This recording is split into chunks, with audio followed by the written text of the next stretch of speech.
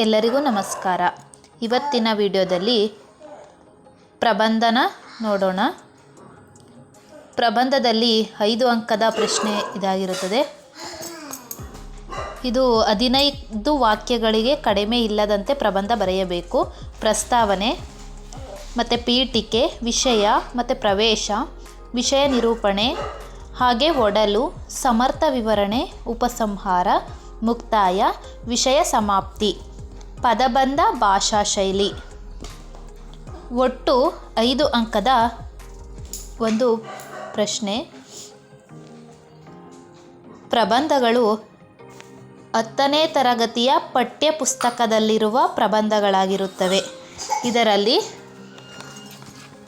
ನಾನು ಈ ದಿನ ಲಲಿತ ಕಲೆಗಳ ಬಗ್ಗೆ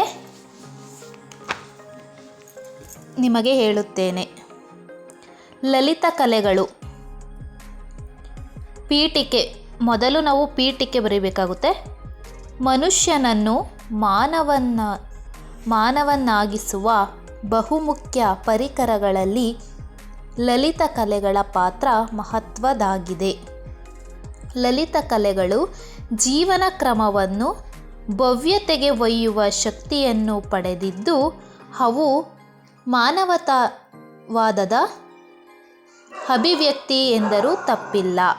ಲಲಿತ ಕಲೆಗಳು ವೃಷ್ಟಿ ಸಮವೃಷ್ಟಿಯ ಬೆಳವಣಿಗೆಗೆ ಪರಿಣಾಮಕಾರಿ ಸಾಧನಗಳಾಗಿವೆ. ಲಲಿತ ಕಲೆಗಳು ಮಾನವನಿಗೆ ಆನಂದಾನುಭೂತಿಯನ್ನು ನೀಡಿ ಮನಸ್ಸನ್ನು ಶಾಂತಗೊಳಿಸುವ ಸಾಧನಗಳಾಗಿವೆ. ವಿಷಯ ನಿರೂಪಣೆ.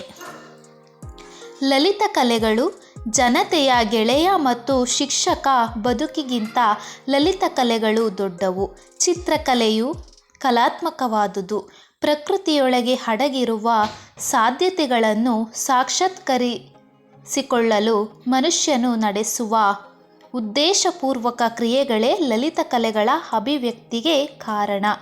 ಬೌದ್ಧಿಕ ಕಸರತ್ತಿನ ಮೂಲಕ ಜನರನ್ನು ಆಕರ್ಷಿಸಲು, ಮನೋರಂಜನೆಯನ್ನು ನೀಡಲು ಹುಟ್ಟಿದವುಗಳೇ ಲಲಿತ ಕಲೆಗಳು.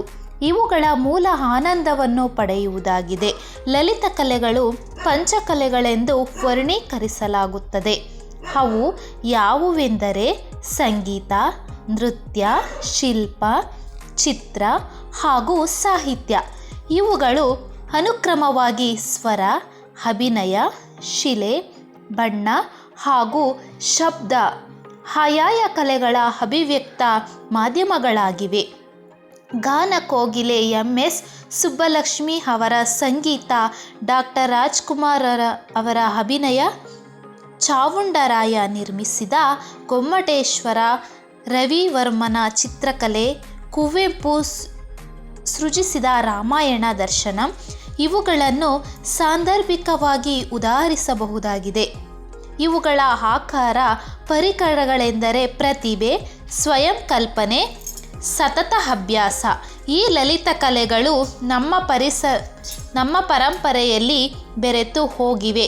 ನಮ್ಮ ಸಾಂಸ್ಕೃತಿಕ ಶ್ರೀಮಂತಿಕೆಗೆ ಈ ಲಲಿತ ಕಲೆಗಳು ಸಾಕ್ಷಿಯಾಗಿವೆ. ಬಹು ಸಂಸ್ಕೃತಿಯಲ್ಲಿ ರೂಪುಗೊಳ್ಳುವ ಲಲಿತ ಕಲೆಗಳು ವೈವಿಧ್ಯಮಯವಾಗಿರುತ್ತವೆ. ಆದರೆ ಇಂದು ಇಡೀ ಜಗತ್ತಿಗೆ ಒಂದು ರೀತಿಯ ಲಲಿತ ಕಲೆಗಳು ರೂಪುಗೊಳ್ಳುತ್ತಿರುವುದು ಬಹು ಸಂಸ್ಕೃತಿಯ ನಾಶಕ್ಕೆ ಕಾರಣವಾಗುತ್ತಿವೆ. ನೋಡಿ, ಉಪಸಂಹಾರ. ಆಧುನಿಕತೆ ಹಾಗೂ ಜಾಗತೀಕರಣದ ಸಂದರ್ಭದಲ್ಲಿ ಲಲಿತ ಕಲೆಗಳು ನಶಿಸಿ ಹೋಗುವ ಹಂತವನ್ನು ತಲುಪುತ್ತಿರುವುದು ದುರಂತವೇ ಸರಿ. ಲಲಿತ ಕಲೆಗಳಲ್ಲಿ ವೈವಿಧ್ಯತೆಯು ಕಡಿಮೆಯಾಗುತ್ತಿದೆ. ಅವುಗಳಿಗೆ ಸರಿಯಾದ ಪ್ರೋತ್ಸಾಹವು ದೊರೆಯದೆ ಸೊರಗಿ ಹೋಗುತ್ತಿವೆ.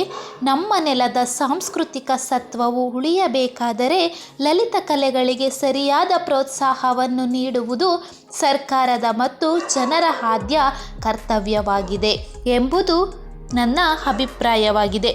ಇಷ್ಟು ಲಲಿತ ಕಲೆಗಳ ಒಂದು ಪ್ರಬಂಧ. ಮುಂದಿನ ಮಹಿಳಾ ಸಬಲೀಕರಣದ ಪ್ರಬಂಧದ ಬಗ್ಗೆ ನಾವು ನೋಡೋಣ. ಧನ್ಯವಾದಗಳು.